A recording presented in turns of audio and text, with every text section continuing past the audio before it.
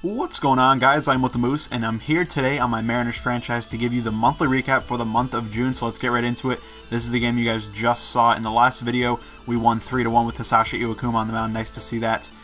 Next game up, we actually played the Royals again and got killed this time. Taiwan Walker really struggled and just didn't have the best of games. Josh Harrison did get 2 hits for us, which is nice. Of course, we'll review that trade and just show you guys if you did miss it, but Taiwan Walker in the 6th inning really could not do anything and took the L in that one. Next game up, James Paxton really did terribly. Obviously, you guys can see there in the 3rd and 4th inning, 5 and 3 runs for the Angels respectively. Paxton leaves 8 runs earned. Thank God Erasmo Ramirez came in and gave us 4 strong innings, but really it didn't matter too much. Pretty much just saved the bullpen with that outing. Otherwise, we really just stunk up the joint. And this is a crucial series, by the way, against the Angels, who are in 1st place in the AL West, so we definitely needed to take a few off them if we could, especially in their home park. Josh Harrison here getting 3 hits, including, I believe, a home run. Yeah, he had a home run in this. So did Mike Zunino, which is obviously great, even though he's hitting around 200, which is really, really bad. But yeah, solid outing again from J.A. Happ. 8 innings pitched, 8 hits, that's expected, It's expected that he's going to let people get on base and stuff like that, but as long as he can control it, I'll be glad, and he's been doing that the past few outings, so I've been very, very happy with him. Got the win in that one, and then the rubber match of the series, really hoping for a win in this one, and we kind of choked, not going to lie. We had a run in the top of the 1st, gave up 2 in the bottom of the 2nd, no big deal, got 2 in the 7th, and then gave up 1 in the 8th, and then gave up a walk-off home run to the first batter in the bottom of the 9th inning. I opted to not bring in Fernando Rodney to face the bottom of the 9th, and it really was not a great decision. Charlie Furbush gave up a home run, even though he pitched well in the bottom of the 8th inning to get out of that inning. He ended up giving up a home run to David Freese, I believe, was who hit the walk-off. And yeah, so that's how it goes. And then the final game of the month, Hisashi Iwakuma on the mound again. Really a clutch performance from him. Went 7 innings in this one. Actually didn't give up a hit until the 7th inning. And I was going to record the last 3 innings for you guys to see if I could get the no-hitter. I ended up giving up a hit, literally the first batter that I turned my recording device on. So I guess it was a little bit of a jinx. But hey, what are you going to do? Obviously, Justin Reggiano getting 3 hits in this one, bringing his average up to 274. I might have to throw him in the lineup for every single lineup now if he keeps hitting like that. Nelson Cruz hit another home run in this one. I think he's up to 23 on the season. We'll show you guys some breakdown of the stats later on. But Iwakuma, great outing. Tom Wilhelmsen getting the hold, and then Fernando Rodney getting the 20th save of the season. So good win there, but we got to keep it up. We got to start getting going in the month of July. Obviously, we're almost caught up with real life. All-Star game is very, very soon in our franchise. We have 1 more at San Diego, then 4 at Oakland. Those are crucial. Oakland's pretty bad this season, so we really need to take like 3 or 4 off them. Then we have Detroit, so that'll be a pretty crucial series, and then 4 against LA at home. We really need to win, 3 or 4 of those, just like the Oakland series, especially because LA is in front of us in the division, whereas Oakland's behind us. Really want to win those division games. Those are crucial, but let's take a look at some stats and see where we stand in the league. To recap the trade we made in the last video, I believe, we got Josh Harrison from the Pirates, of course, super utility man, pretty much known for being a 3rd baseman, but he can play short, 2nd, left field, right field, whatever you really want him to do. For Kenny Ryan, Sean O'Malley, and Chet Reader, all prospects. Chet Reader we had brought up and thought that he might start playing a lot, and then I realized this trade was a possibility. So Chet is pretty much the cornerstone of this deal, as he has a potential, and he's already a 70 overall, I believe. So who knows, it could come back to bite us, but I do think it's the right move. In the meantime, when we can get a player that can really help us win right now in Josh Harrison, who has been very, very good to start it off. Now you guys see right here, we're 7.5 back. That's not awful. I think we can definitely make up some ground, especially if we win those division games coming up, obviously against the A's, who are below us, but then the Angels series right before the All-Star break is so key, and I might even show you guys like 2 or 3 games from that series. That's how crucial it is. Let's see what's rocking with the wild card. The Red Sox and the Twins, pretty much in a virtual tie right there. And then who else we got? Where are we? We're only 2 games back of the wild card. That's really not that bad. I don't even know how. Oh, that's how it. All right, I'm sorry. The Red Sox are in 1st, and the Twins are in 2nd for the wild card. I always forget that there's 2 wild card spots, and we are 2 games back of the Twins. The Red Sox have a pretty firm lead over the Twins at probably about 3-4 games. So 2 games back of the wild card, not too bad, and I'm not too upset about that. Now the NL East, the Nationals are leading by 4.5 games over the Mets and the Marlins, so solid lead there. Cardinals leading over the Brewers, who are in 2nd. The Cubs having a terrible season, definitely not living up to expectations. Same with the Pirates, kind of almost doing like what we're doing, 37 and 39, very similar record to us. Look at the Dodgers though, 55 wins and only 24 losses, almost a 700 winning percentage. That's crazy. Closest team is 9.5 back. That is absurd. And the closest team, the Giants, actually have a good record. That is absurd. And wow, that's amazing. And the Giants are leading in the wild card, so they're probably going to have to win that because the Dodgers are killing it. Let's look at the AL East. It looks like the Baltimore Orioles are in first with the Red Sox in second, 2 games back. Yankees close, and then the Blue Jays and Rays really having disappointing seasons, especially the Blue Jays, who had a ton of hope going into the year. Only 29 wins right now, which is definitely not good. Next up, AL Central. Indians are leading 49-28, and they're up by 9, 11, 11, and 12.5 on all the teams. The Tigers really not playing well. Same with the Royals.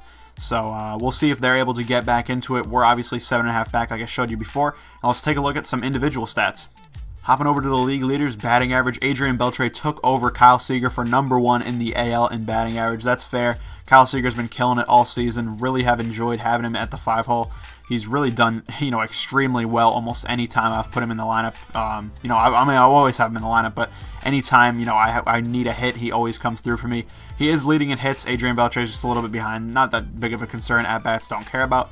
Doubles, I want to see. Kyle Seager is, tied for 8th with 19. That's not too bad. And Justin Ruggiano, of all guys, has 18 doubles, tied for 11th, which is kind of surprising. He only has a 303 on base, only a 274 average, but that's actually one of the better guys on my team, which is kind of surprising, because I never really think of him. He's kind of an unsung hero, I guess. Let's see if we have anybody else. I'm not seeing anybody.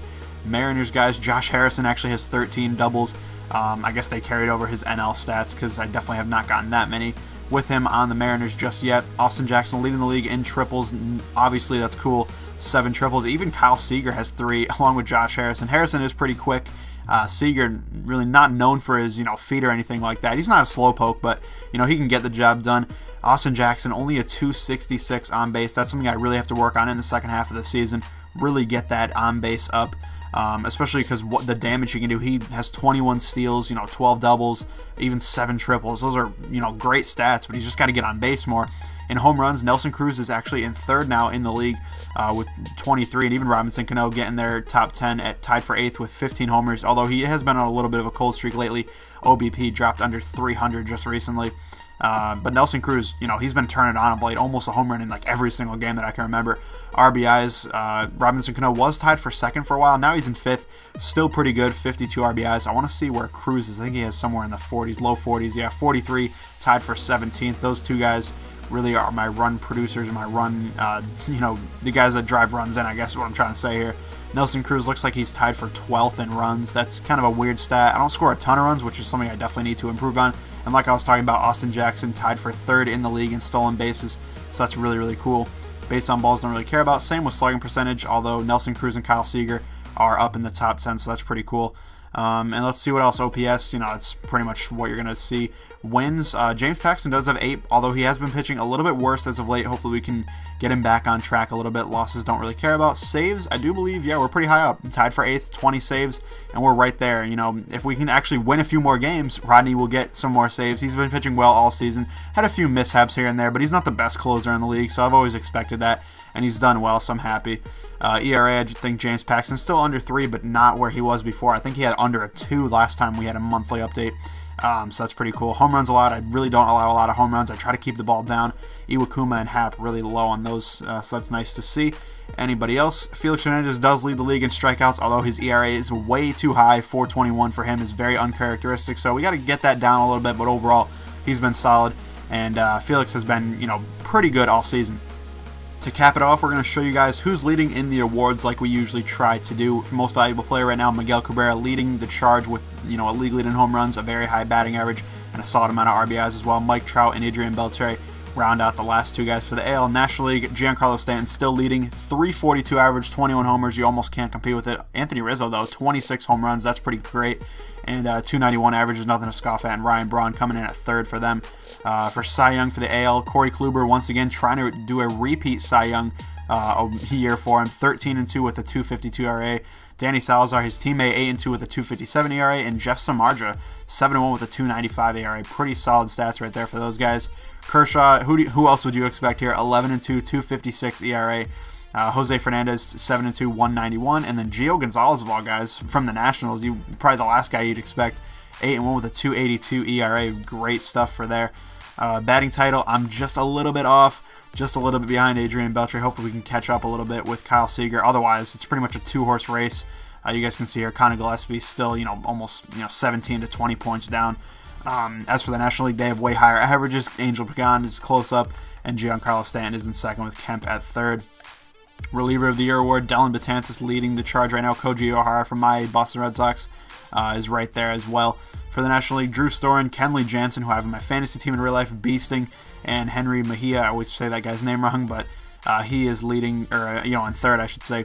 Byron Buxton leading the Rookie of the Year charge with Rusney Castillo right behind him, and Francisco Lindor right there as well. Jock Peterson, who you'd probably expect, leading there. Jorge Soler somehow in second, even though only hitting 199. That's pretty weird, okay? And then Corey Baez, who I've never heard of, is in third. Hank Aaron Award for the top hitter in each league. Trout wins this one right now, and Miguel Cabrera second with Adrian Beltre third. Pretty much the guys you'd expect for it from MVP. And then same thing, Giancarlo Stanton, Paul Goldschmidt having a great year once again, and Andrew McCutchen all there for the NL. And then Gold Glove, don't really care too much unless we have some guys. We'll see. Robinson Cano at second base. He's actually done really, really well, although he's not really known for his fielding. He has done, a solid job. Josh Harrison, has been good as well. I don't know how he's in third base because I really haven't played him at third at all since I got him. But hey, it'd be pretty cool if he somehow won it. And that is it. Silver Slugger, we'll see if we have anybody. Probably a couple, yeah. Kyle Seager in second at third base. Brad Miller still leading the charge at shortstop, although he has cooled off tremendously since the beginning of the season. But hey, he's still hitting above 300. That's not too bad. Anybody else? Don't think so. Outfield, nope. And the rest are postseason awards. So that is it for the monthly update of June. Hopefully you guys did enjoy, and we're going to catch up to real time very, very soon as we're just getting into July. So thank you guys for watching, and I'll see you later.